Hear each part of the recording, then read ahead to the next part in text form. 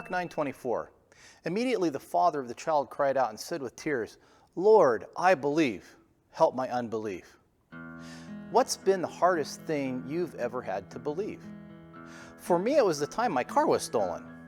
Arriving for work at the San Diego Model Railroad Museum in Balboa Park, I wasn't able to find an open parking space in the parking lot behind the building housing the museum. Instead, I had to park in the lot behind the Fleet Science Center, but was fortunate in finding a space in the row closest to the museum. As my day came to an end, I headed up to where I'd left my car. The lots now had plenty of open spaces, definitely more than in the morning time, including the parking spot my car had once occupied. While walking up the small hill to where my car was supposed to be, I began to ask myself if I really parked my car where I remembered it, or whether I had parked it somewhere else.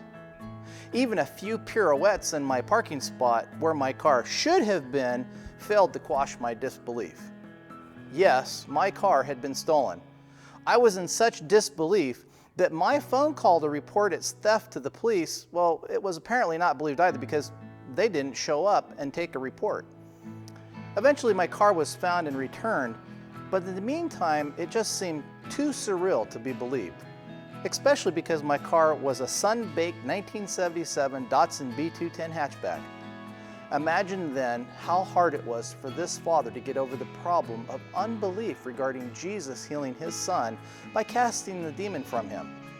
The disciples had already tried and failed, and now Jesus was asking this anxiety-stricken father to believe.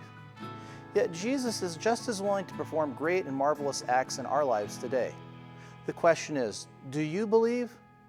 Father, help my unbelief be turned to belief.